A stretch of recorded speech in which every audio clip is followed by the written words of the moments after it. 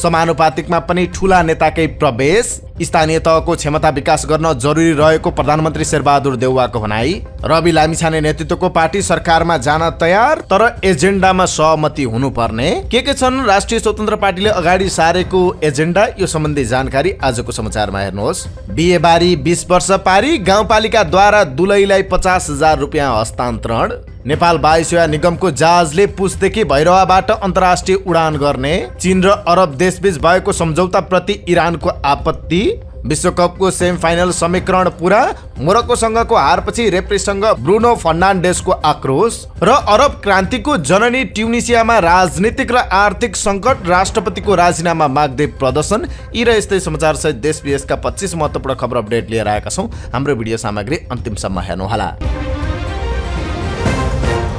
नमस्कार, inside Nepal news टिभीको news अपडेटमा यहाँहरू सम्पूर्णलाई हार्दिक स्वागत छ।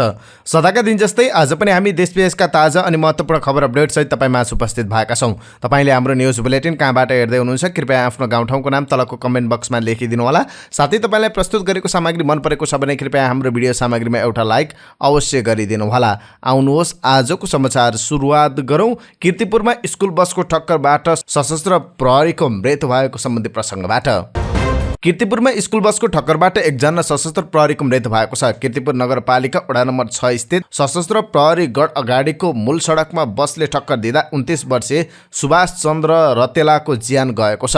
बल्खुबाट चोबारतर्फ गइरहेको इन्डियन मोडर्न स्कुलको ना 1 को 16-12 नम्बरको बसले रतेलालाई ठक्कर दिएको थियो। उनको बयदा अस्पतालमा उपचारको क्रममा मृत्यु भएको प्रहरीले जनाएको छ। बझाङको जय पृथ्वी बहादुर नगरपालिका कोटेली 5 निवासी रतेला सशस्त्र प्रहरी केन्द्रीय कार्यालय हलचोकमा कार्यरत थिए। उनले चलाएको मोटरसाइकललाई ठक्कर दिएको थियो। बस चालक मन्जित सिंहलाई महानगरीय प्रहरी वृत्त कीर्तिपुरले नियन्त्रणमा लिएको छ।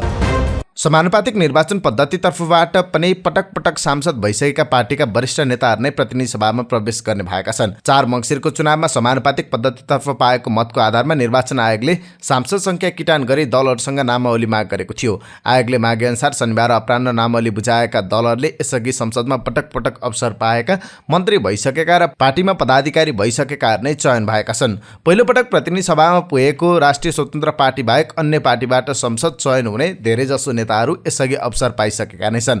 यद्यपि क्लस्टर अनुसार प्रतिनिधित्व गराउनुपर्ने र संघीय संसदमा 33% महिला प्रतिनिधित्व गराउनुपर्ने संवैधानिक व्यवस्थाका कारण महिला, आदिवासी, जनजाति, मधेसी, दलित, मुस्लिम, थारू, पिछडिएको क्षेत्रको प्रतिनिधित्व भने गराउनै पर्ने संवैधानिक व्यवस्था दलहरूले पालना भने गरेका छन्। प्रतिनिधि सभामा समानुपातिक पद्धतितर्फ एमाले 34, नेपाली कांग्रेसले 32, नेकपा माओवादी केन्द्रले 14, राष्ट्रिय स्वतन्त्र पार्टीले 13, राष्ट्रिय प्रजातन्त्र पार्टीले 7, जनता समाजवादी पार्टी र जनमत पार्टीले 5-5 सिट पाएको थियो।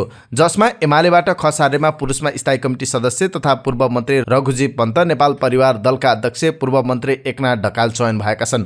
त्यस्तै व्यापारी देवीबहादुर भट्टचन, उपाध्यक्ष रामबहादुर थापाकी पत्नी नयनकला थापा, अघिल्लो संविधान सभामा जसपाबाट सांसद रहनुभएकी अमृता अग्रहरले पनि यसपटक एमालेबाट समानुपातिक पद्धतिमा अवसर पाउनु भएको छ। कांग्रेसबाट समानुपातिक पद्धतिमा झन धेरै ठूला नेताहरू छन्। पार्टी उपसभापति र उपप्रधानमन्त्री समेत भइसक्नु भएको, पटक पटक चुनाव जित्नु भएका विमलेन्द्र निधि, पार्टी प्रवक्ता पूर्व मन्त्री डाक्टर प्रकाश शरण महत, सहमहामन्त्री जीवन परियार, सभापति देउवाकी पत्नी आर्जु देउवा, गृहमन्त्री बालकृष्ण खाँडकी पत्नी मन्जु खाँड सांसद सूचीमा रहनु भएको छ। नेकपा माओवादी केन्द्रले प्रत्यक्ष चुनाव जितिसक्नु भएका र मन्त्री समेत भइसक्नु भएका पार्टी सचिव भितराज पाण्डेलाई समानुपातिक सूचीमा राखेको छ। रातो पासपोर्ट दुरुपयोगको मुद्दामा दोषी ठहर भएका नेता शिवपूजन रायकी पत्नी मीना यादवलाई पनि उसले सांसद बनाएको छ। राष्ट्रिय स्वतन्त्र पार्टी गत भदौमा मात्र दर्ता भएको र पहिलोपटक चुनावमा सहभागी भएका कारण उसले चयन गरेका सबै नयाँ हुन्। उसले प्राइमरीमा धेरै मत पाएकालाई प्राथमिकता दिएर सूची तयार गरेको बताएको छ। राप्रपाबाट प्रतिनिधि सभामा पूर्व अध्यक्ष, पटक पटक मन्त्री र सांसद भइसक्नु भएका पशुपति शमशेर जबरा, पूर्व मन्त्री बुद्धिमान तामाङ, नेता रोशन कार्कीलाई चयन गरेको छ। जसपाबाट नेता अशोक राईकी पत्नी सुशीला श्रेष्ठ, कार्यालय सचिव प्रकाश अधिकारी सांसद चयन हुनु भएको छ। 2064 सालदेखि मिश्रित निर्वाचन पद्धति अपनाइएको नेपालमा 2064 र 2070 को निर्वाचनमा दलहरूले समानुपातिक सूचीमा रहेका जोसुकैलाई सांसद चयन गर्न पाउने व्यवस्था थियो। यसरी दलहरूलाई खुल्ला छाड्दा आर्थिक चलखेलका आधारमा सांसद चयन भएको भन्दै आलोचना भएपछि 2074 सालदेखि भने केही सुधार गरिएको थियो। दलहरूले खसार्रे, आदिवासी, जनजाति, मधेसी, दलित, थारू, मुस्लिम, पिछडिएको क्षेत्र, अपाङ्गता भएका आदि क्लस्टरमा पहिले नै प्राथमिकता सूची तयार गर्नुपर्ने र सूचीको अगाडि रहेकाहरूलाई नै चयन गर्नुपर्ने व्यवस्था गरिएको छ। पछिल्लो समय समानुपातिक सांसदको कोटा नेता व्यवस्थापनको अर्को एउटा ठाउँ बनेको छ, जसले गर्दा आम मानिसहरूले समानुपातिक हटाउनु पर्ने माग गर्न थालिसकेका छन्। राजनीतिक दलहरूले शनिबार बुझाएको नामावली जाँचबुझ गरी सोमबार समानुपातिक तर्फका सांसदहरू पनि निर्वाचित भएको घोषणा हुने निर्वाचन आयोगका सहसचिव यज्ञ प्रसाद भट्टराईले जानकारी दिनुभयो। निर्वाचन आयोगले समानुपातिक तर्फबाट सांसदहरू पनि निर्वाचित भएको एक हप्ताभित्र निर्वाचन सम्बन्धी सम्पूर्ण प्रतिवेदन राष्ट्रपति विद्यादेवी भण्डारी समक्ष बुझाउने पनि बताएको छ। प्रधानमन्त्री शेरबहादुर देउवाले स्थानीय तहको क्षमता विकास गर्न जरुरी रहेको बताउनु भएको छ। यस कार्यमा सहजीकरण गर्न गाउँपालिका राष्ट्रिय महासङ्घलाई उहाँले आग्रह समेत गर्नुभयो। गाउँपालिका राष्ट्रिय महासङ्घको तेस्रो राष्ट्रिय महाधिवेशनलाई काठमाडौँमा सम्बोधन गर्दै प्रधानमन्त्री शेरबहादुर देउवाले यस्तो बताउनु भएको हो। उहाँले हरेक स्थानीय तहमा दिगो विकास लक्ष्यअनुसार योजना तर्जुमालाई प्राथमिकता दिनुपर्नेमा जोड दिनुभयो। सहज रूपमा शिक्षा, स्वास्थ्यको ग्यारेन्टी, रोजगारी सिर्जना, लैङ्गिक हिंसा अन्त्य लगायतमा काम गर्न जनप्रतिनिधि र स्थानीय बीच बहस, छलफल र अन्तर्क्रिया हुन आवश्यक रहेको पनि प्रधानमन्त्री देउवाले बताउनुभयो। सुनसरी, सप्तरी र कैलालीमा भएका मोटरसाइकल दुर्घटनामा 3 जनाको मृत्यु भएको छ भने 4 जना घाइते भएका छन्। सुनसरीको बराह क्षेत्र नगरपालिका 3 नहडामा 3वटा मोटरसाइकल आपसमा ठोकिँदा 1 जनाको मृत्यु भएको छ भने 4 जना घाइते भएका छन्। प्रदेश 102-043 प 171 को 38 प 9210 र को 17 प 6944 नम्बरका मोटरसाइकल हिजो साँझ 6:15 बजे ठोकिएका थिए। दुर्घटनामा 6944 नम्बरको मोटरसाइकल चालकको उपचारको क्रममा बीपी कोइराला स्वास्थ्य विज्ञान प्रतिष्ठान धरानमा मृत्यु भएको सुनसरी प्रहरीले जनाएको छ। उनको शनाखत हुन बाँकी रहेको छ। घाइते भएकाहरूको सोही अस्पतालमा उपचार भइरहेको छ। त्यस्तै सप्तरीको रूपनी गाउँपालिका 6 वीरेन्द्र बजारमा मोटरसाइकल दुर्घटना हुँदा चालकको मृत्यु भएको छ। हिजो बेलुकी 8:30 बजे 4 प 1638 नम्बरको मोटरसाइकल सडकमा थुपारिएको माटोको ढिस्कोमा ठोकिएर दुर्घटना हुँदा सो मोटरसाइकलका चालक अन्दाजी 35 वर्षीय पुरुषको मृत्यु भएको छ। उनको उपचारको क्रममा गजेन्द्र नारायण सिंह अस्पताल राजविराजमा बेलुकी 9:15 बजे मृत्यु भएको प्रहरीले जनाएको छ। त्यसैगरी कैलालीको गोदावरी नगरपालिका हरैया चोकमा ट्र्याक्टरमा मोटरसाइकल ठोकिँदा 1 जनाको मृत्यु भएको छ। रोकिराखेको सुदूरपश्चिम प्रदेश 01002 त 6464 नम्बरको ट्र्याक्टरमा 7 प 7793 नम्बरको मोटरसाइकल गए राति 9:30 बजे ठोकिँदा मोटरसाइकल चालक कञ्चनपुर राजबाटका 23 वर्षीय छविलाल चौधरीको मृत्यु भएको छ। उनको स्थिति प्रादेशिक अस्पतालमा उपचारको क्रममा राति 10:15 बजे मृत्यु भएको प्रहरीले जनाएको छ। पहिलोपटक निर्वाचनमा भाग लिएर 20 सिट सहित संसदमा प्रवेश गरेको राष्ट्रिय स्वतन्त्र पार्टीले सरकारमा सहभागी हुनका लागि आफ्नो माग प्रस्तुत गरेको छ। त्यसका लागि दुवै गठबन्धनका नेताहरूसँग अनौपचारिक छलफल भइरहेको एक प्रभावशाली नेताले पुष्टि गरे। उनका अनुसार पार्टीभित्र भइरहेको छलफलमा पनि राष्ट्रिय स्वतन्त्र पार्टी सरकारमा जाने विषयमा छलफल भइरहेको छ। जनताका पक्षमा काम गर्ने गरी सरकारमा सहभागी हुन तयार भएको राष्ट्रिय स्वतन्त्र पार्टीका महामन्त्री समेत रहनुभएका प्रवक्ता डाक्टर मुकुल ढकालले जानकारी दिनुभयो।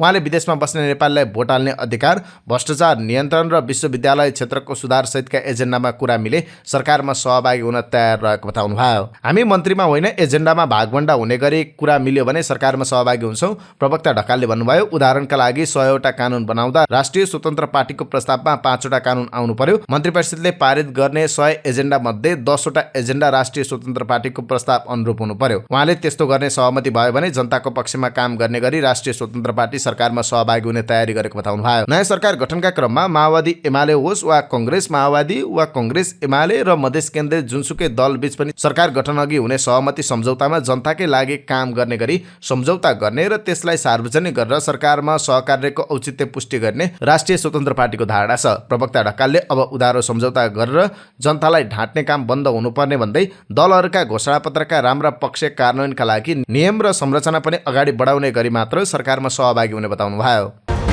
कर्जा सूचना केन्द्रले चेक बाउन्समा कालो सूचीमा राखेको एक महिलालाई नेपाली कांग्रेसले बागमती प्रदेशको समानुपातिक सांसदमा सिफारिस गरेको छ।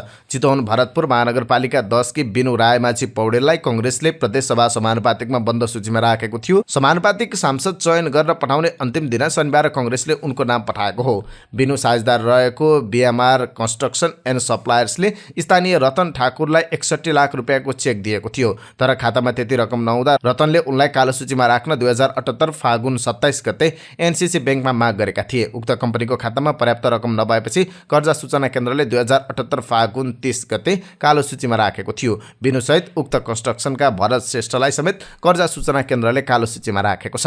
बिनु केही वर्ष अगाडि भरतपुर कारागारभित्र हत्या गरिएका कांग्रेस निकट तरुण दलका नेता शिव पौडेलकी पत्नी हुनुहुन्छ। मौतरीमा गाडीको ठक्करबाट एकजना पैदल यात्रीको मृत्यु भएको छ। मृत्यु हुनेमा बर्दिवास नगरपालिका 3 कालापानीका 66 वर्षीय वीरबहादुर आले मगर रहनु भएको छ। सिन्धुलीबाट बर्दिवासतर्फ आउँदै गरेको 1545 नम्बरको गाडीले बाटो काट्ने क्रममा मगरलाई ठक्कर दिएको थियो। गाडीको ठक्करबाट गम्भीर घाइते मगरको उपचारको क्रममा जनसेवा अस्पतालमा मृत्यु भएको इलाका प्रहरी कार्यालय बर्दिवासले जनाएको छ। सर्लाहीको चन्द्रनगर गाउँपालिकाले विवाह बन्धनमा बाँधिएकी एक दुलहीलाई 50,000 प्रोत्साहन रकम सहयोग गरेको छ। बाल विवाह न्यूनीकरण गर्न चालिएको अभियान अन्तर्गत गाउँपालिका अध्यक्षले विवाह समारोहमै उपस्थित भएर सो रकम हस्तान्तरण गर्नुभएको हो। शुक्रबार चन्द्रनगर गाउँपालिका 2 निवासी रेणुकुमारी सिंहलाई विवाह समारोहकै बीच गाउँपालिका अध्यक्ष राजकुमार महतोले सो रकम बराबरको चेक हस्तान्तरण गर्नुभएको हो। चेक हस्तान्तरण गर्दै उहाँले गाउँपालिकाभित्रका सम्पूर्ण युवतीलाई 20 वर्ष पुरा गरेर मात्र विवाह गर्न अनुरोध गर्नुभयो। गाउँपालिकाका नयाँ जनप्रतिनिधिको पहिलो बैठकले बाल विवाह न्यूनीकरण गर्ने उद्देश्यले बिहेबारी 20 वर्ष पारी अभियान सञ्चालन गर्ने निर्णय गरेको थियो। सोही निर्णय बमोजिम अभियान कार्यान्वयन गरिएको अध्यक्ष महतोले बताउनुभयो। यसअघि गाउँपालिकाले उच्च शिक्षा अध्ययन गर्ने युवतीलाई एकमुष्ट 11,000 दिने घोषणा समेत गरेको छ। प्रोत्साहन भत्ता पाउन गाउँपालिकाभित्रका युवतीले 20 वर्ष पुरा गरेपछि मात्र विवाह गर्नुपर्छ भने शिक्षा अनुदानका लागि छात्राले क्याम्पसमा भर्ना गरेको बिल भरपाई पेश गर्नुपर्छ। एकिन तथ्याङ्क नभए पनि यस पालिकामा वर्षेनी 65% भन्दा धेरै बाल विवाह हुने गरेको अनुमान गरिएको छ। गाउँपालिकाको अभियानपछि धेरै अभिभावकले प्रोत्साहन बापत पाइने रकमको लोभले पनि 20 वर्ष अघि विवाह नगराउने गाउँपालिकाको अपेक्षा छ।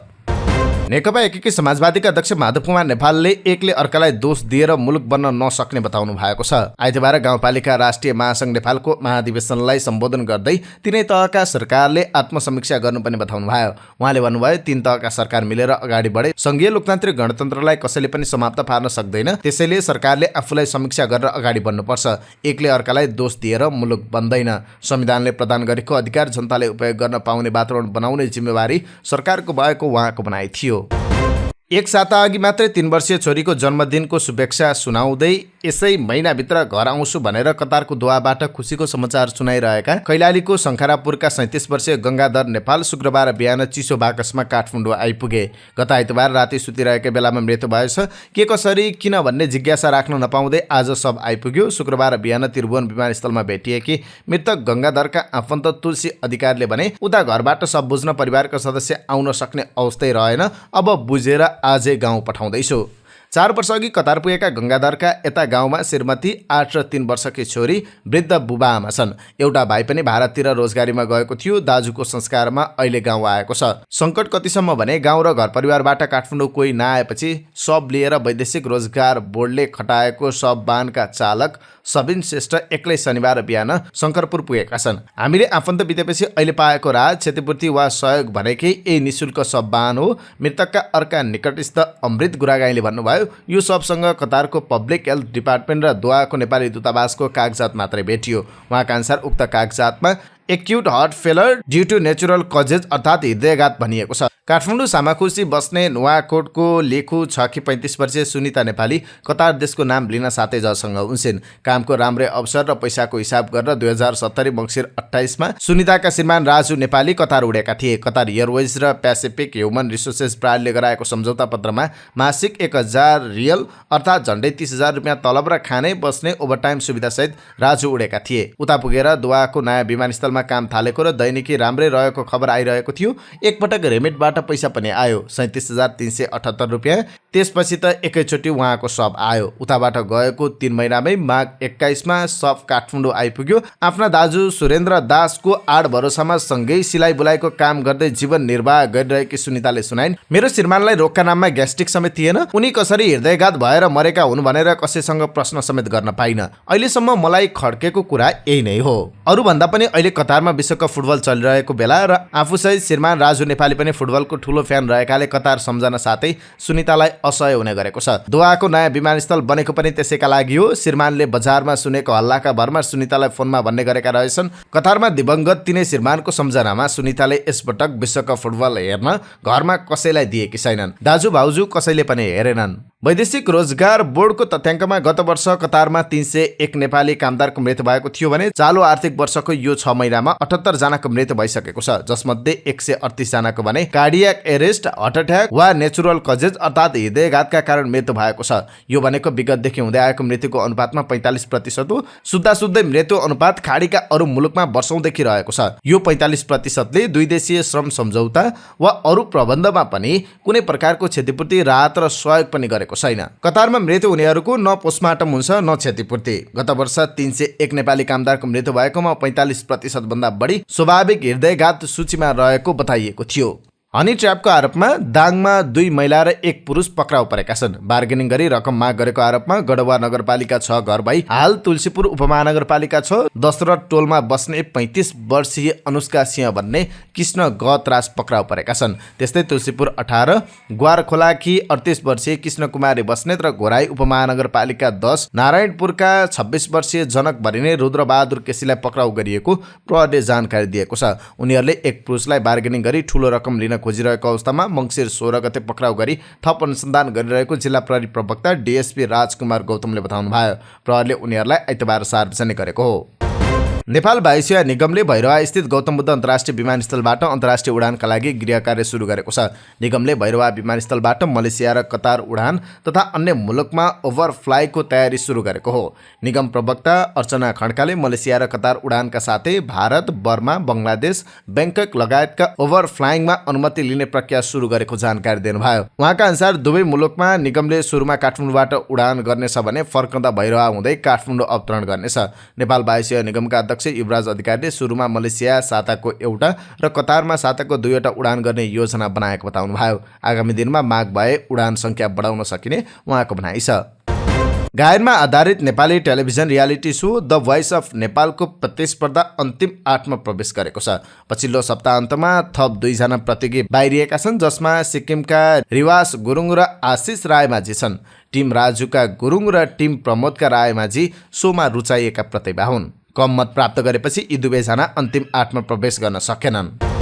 अब के अन्तर्राष्ट्रिय प्रसङ्ग। चीन र अरब देशका राष्ट्राध्यक्ष बीच भएको सम्झौताप्रति इरानले आपत्ति जनाएको छ। यसबारे आफ्नो औपचारिक प्रतिक्रिया दिन चिनिया राजदूतलाई बोलाएको छ। चिनिया राष्ट्रपति सी जिनपिङ यसै साता गल्फ कोअपरेसन काउन्सिल र अरब देशका राष्ट्राध्यक्षहरूसँग भेटवार्ता गर्न साउदी अरबको राजधानी रियाद पुग्नु भएको थियो। त्यहाँ उहाँले युएई, बहराइन, ओमन, कतार र कुवेतका राष्ट्राध्यक्षसँग भेटवार्ता गर्नुभएको थियो। साउदी अरब भ्रमणको अन्तिम दिन 18 बुँदे संयुक्त विज्ञप्ति सार्वजनिक भएको थियो। त्यसमा अरब देशहरूप्रति अझ राम्रो साझेदारी र विवादलाई शान्तिपूर्ण रूपमा समाधानमा जोड दिएको छ। चीन र साउदी अरब बीच भएको सहमति र सम्झौताबारे जानकारी दिन सार्वजनिक भएको संयुक्त विज्ञप्तिमा लेसर तुम्बी बीचसँग सम्बन्धित विवादको शान्तिपूर्ण समाधानका लागि अन्तर्राष्ट्रिय कानुन मार्फत द्विपक्षीय वार्ताका लागि युएईले गरेको कोसिसमा सबै देशले समर्थन गर्ने उल्लेख छ।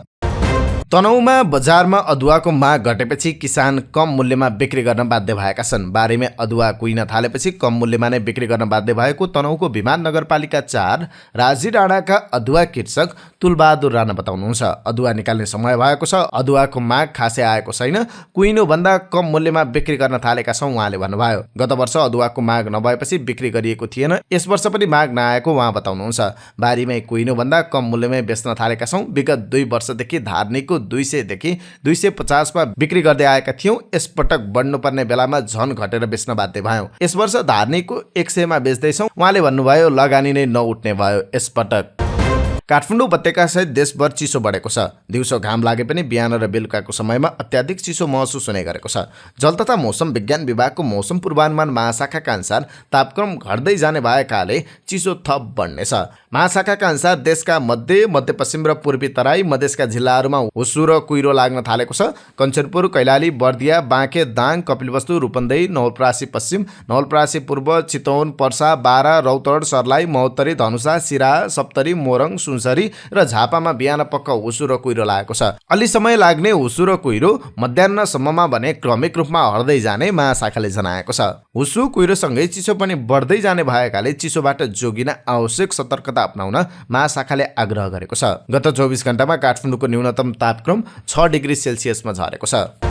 अब विश्वकप फुटबल सम्बन्धी प्रसंग। कतारमा भइरहेको फिफा विश्वकप 2022 को सेमी फाइनल समीकरण पूरा भएको छ। शनिबार राति भएको 2 क्वार्टर फाइनल खेलबाट मोरक्को र फ्रान्स सेमी फाइनलमा पुगेका छन्। यो सँगै सेमी फाइनलमा पुग्ने 4 टोलीको टुङ्गो लागेको छ। अब पहिलो सेमी फाइनल क्रोएसिया र अर्जेन्टिना बीच हुनेछ। यो खेल मङ्सिर 27 गते मंगलबार राति 1:15 बजे सुरु हुनेछ। क्रोएसिया जारी विश्वकपमा अपराजित छ भने अर्जेन्टिना समूह चरणको पहिलो खेलमै साउदी अरेबियासँग हारेको थियो। त्यस्तै अर्को सेमी फाइनल खेल मोरक्को र फ्रान्स बीच हुनेछ। यस खेल मङ्सिर 28 गते बुधबार राति 1:15 बजे हुनेछ। जारी विश्वकपको सरप्राइज प्याकेजको रूपमा रहेको मोरक्कोले विश्वकपको सेमी फाइनल पुग्ने पहिलो टिम बन्दै इतिहास रचिसकेको छ।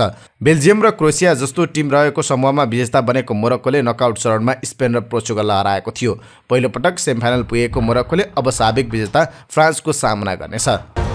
मोरक्को विरुद्धको क्वार्टर फाइनलमा पराजित हुँदै विश्वकपबाट बाहिरिएपछि पोर्चुगलका मिडफिल्डर ब्रुनो फर्नान्डेजले रेफ्रीमाथि आक्रोश व्यक्त गरेका छन्। शनिबार कतारको अल थुमामा रङ्गशालामा भएको खेलमा पोर्चुगल मोरक्कोसँग 1-0 ले हारेको थियो। यो जितसँगै मोरक्को अफ्रिका महादेशबाट विश्वकपको सेमिफाइनलमा पुग्ने पहिलो टिम बन्यो। यो खेलका लागि फिफाले अर्जेन्टिनी रेफ्री फाकुन्डो टेलालाई मैदानभित्रको जिम्मेवारी दिएको थियो, तर हारपछि पोर्चुगलका फर्नान्डेजले भने खेलका दौरान अर्जेन्टिनी रेफ्री आफ्नो टिमप्रति पूर्वाग्रही देखिएको बताए। मलाई थाहा छैन यदि उनीहरू विश्वकपको उपाधि अर्जेन्टिनालाई दिन चाहन्छन्, तर म आफूलाई लागेको कुरा बोल्न चाहन्छु। प्रतियोगिताको उपाधि दौडमा रहेको देशको रेफ्री प्रयोग गर्नु निकै अनौठो हो। फर्नान्डेजले भने मैदानमा उनीहरू स्पष्ट रूपमा हाम्रो टिम विरुद्ध देखिन्थे।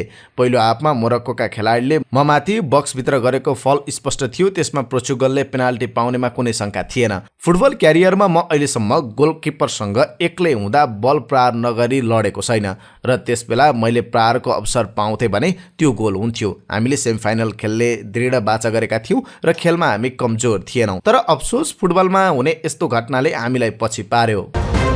एसिया रुग्बीको आयोजना र नेपाल रुग्बी संघको व्यवस्थापनमा शनिबारदेखि काठमाडौँमा सुरु भएको एसिया रुग्बी अन्डर 18 सेभेन्स च्याम्पियनसिपमा नेपाली पुरुष टोलीले भारतमाथि ऐतिहासिक जित निकालेको छ। त्रिपुरेश्वर स्थित दशरथ रङ्गशालामा शनिबार पुल ए अन्तर्गत अन्तिम खेलमा नेपालले भारतलाई 12-10 को स्कोरले पराजित गरेको हो। सुरुवाती 2 खेल हारेको नेपालले उपाधि दावेदार भारतलाई पराजित गर्दै जितको खाता खोलेको हो। पाकिस्तानका पूर्व प्रधानमन्त्री इमरान खानले फिफा विश्वकप फुटबलमा पोर्चुगल विरुद्धको जितमा मोरक्को टोलीलाई बधाई दिएका छन्। उनले सामाजिक सञ्जालमा लेखेका छन्, पोर्चुगललाई हराएर फुटबल विश्वकपको सेमिफाइनलमा प्रवेश गरेकोमा मोरक्कोलाई बधाई छ। पहिलो पटक कुनै अरब, अफ्रिकी र मुस्लिम देशको टोली विश्वकपको सेमिफाइनलमा पुगेको छ। खेलका लागि बधाई।